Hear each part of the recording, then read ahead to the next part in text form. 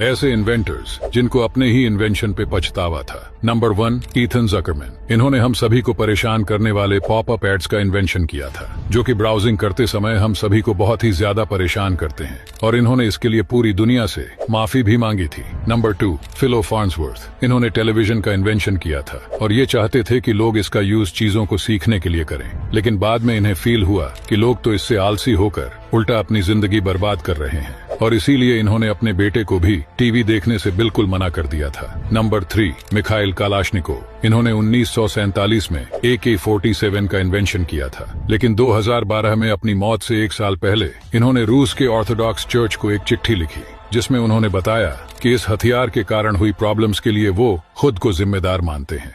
ये है हमारा ब्रेन और ये है अल्बर्ट आइंस्टाइन का ब्रेन, लेकिन इनमें अंतर क्या है? दरअसल आइंस्टाइन के मरने के बाद उनके ब्रेन को थॉमस हार्वी ने चुरा लिया था, और फिर हार्वी ने आइंस्टाइन के ब्रेन की ऑटोप्सी की। उसने ब्रेन के 170 डिफरेंट पीसेस किए और इन 170 पीसेस को भी हजारों पीसेस में स्लाइस किया।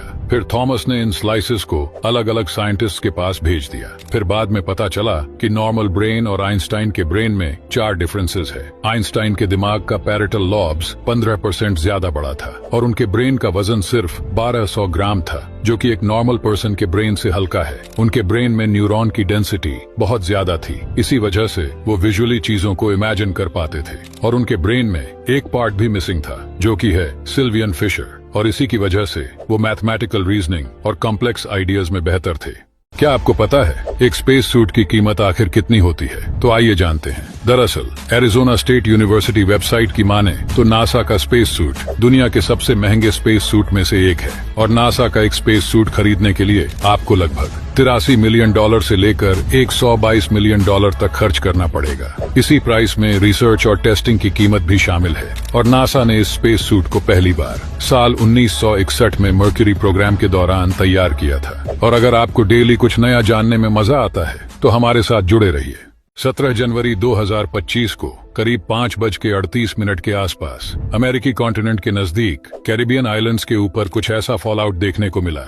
इस जगह पे मौजूद कुछ लोग इसे एस्टेरॉयड या फिर मीटियोरॉयड समझ रहे थे, और इस फॉलआउट की अलग अलग एंगल से कई सारी वीडियोस भी है, और हालात ऐसे भी थे कि बहुत सारे हवाई जहाजों को इस इलाके से डाइवर्ट कर दिया गया। दरअसल 200 टन वजनी स्पेस एक्स स्टारशिप फ्लाइट 7 की टेस्टिंग चल रही थी, जिसे फ्लाइट के बाद दोबारा सही सलामत लैंड भी करना था। मगर ये रॉकेट करीब 40 से 50 हजार फीट के ऊंचाई पर कुछ इस तरह से एक्सप्लोड हो गया। लेकिन अगर इसका मलबा किसी दूसरे देश के ऊपर गिरकर थोड़ी सी भी नुकसान करता तो इंटरनेशनल कानून के तहत अमेरिकी गवर्नमेंट को इसका कॉम्पेंसेशन देना पड़ता। क्या आपको पता है स्पेस में नाखून काटने के लिए एस्ट्रोनॉट्स को सबसे पहले इन स्पेशल वेंट्स के पास आना पड़ता है, जिसका काम है हवा को अपने अंदर खींचना, ताकि जब एस्ट्रोनॉट्स नाखून काटे तो ये वेंट्स तुरंत ही कटे हुए नाखून को अंदर खींच ले, ताकि वो स्पेस स्टेशन के अंदर फ्लोट ना करे। क्योंकि अगर गलती से भी ये नाखून एस्ट्रोनॉट्स की आंखों में चला गया तो स्पेस में उसे ठीक करना बहुत मुश्किल हो सकता है। और इसी तरह अगर एस्ट्रोनॉट्स को अपने बाल काटने होते हैं तो वो वैक्यूम वाले ट्रिमर का इस्तेमाल करते हैं, क्योंकि ये ट्रिमर बाल काटने के साथ साथ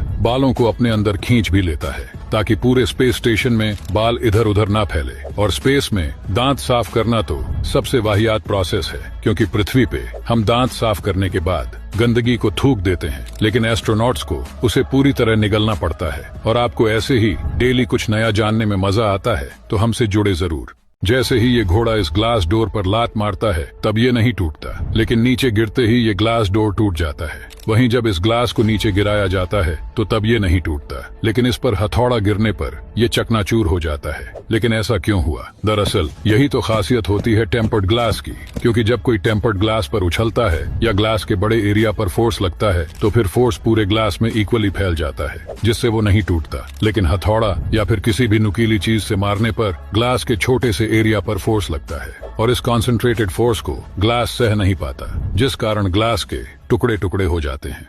क्या आप यकीन करेंगे, पालक का एक पत्ता इंसान के दिल की जगह ले सकता है? और ये कोई कहानी नहीं, बल्कि विज्ञान का एक रेवोल्यूशनरी खोज है। दरअसल एक आर्टिफिशियल दिल बनाने में सबसे बड़ी चुनौती उसकी कैपिलरीज डिजाइन करना है। हालांकि 3D प्रिंटिंग द्वारा ये करना संभव है, लेकिन फिर भी इतनी बारीकी से इन छोटे और जटिल ब्लड वेसल्स को बनाना अभी तक पॉसिबल नहीं हो पाया है। लेकिन रिसर्च में वैज्ञानिकों ने पाया कि पालक के पत्तों में एक ऐसा नसों का जाल होता है जो इंसानी दिल की कैपिलरीज से बहुत मेल खाता है और ये नसें न्यूट्रिएंट्स डिलीवर करने में भी सक्षम है। इसीलिए इस खोज से वैज्ञानिकों को एक नया आइडिया आया। उन्होंने पालक के पत्तों से पौधों की सारी सेल्स को हटा दिया, जिससे कि केवल नसों का ढांचा बचा। फिर इन नसों में न्यूट्रिएंट्स डाले गए और मानव सेल्स विकसित की गई। आखिर में पत्तों पर दिल की मांसपेशियों की सेल्स लगाई गई, जिससे पत्ता वाकई में धड़कने लगा। मगर असली दिल के लिए पालक के इसी 2D पत्तों को 3D में बदलना होगा। कबूतर जब अपने पंखों को फड़फड़ा के उड़ता है तो कुछ ऐसी आवाजें आती हैं। इसके बाद पैराग्रीन फैल्कन और अब अंत में बार्न आउल। कानों से तो आपको कुछ सुनाई नहीं दिया होगा, लेकिन देखते हैं सुपर सेंसिटिव माइक्रोफोन में क्या कैप्चर हुआ। और ये स्पाइक्स इनके पंखों द्वारा फड़फड़ाने से निकलने वाली आवाज को दर्शाता है। अब आप ध्यान से देखिए, पीजन और फाल्कन के जैसे पंख तो बार्न आउल भी फड़फड़ा रहा है, लेकिन इसके पंखों की आवाज सुपर सेंसिटिव माइक्रोफोन में भी कैप्चर क्यों नहीं हुई? दरअसल इसके पीछे 2 कारण हैं। पहला तो इनके पंखों का छोर फाल्कन जैसे शार्प नहीं बल्कि सॉफ्ट होते हैं, और दूसरा बॉडी के मुकाबले इनके पंख काफी ज्यादा बड़े होते हैं, जिससे ये कम ताकत लगाकर साइलेंटली लिफ्ट जनरेट करके उड़ पाते हैं।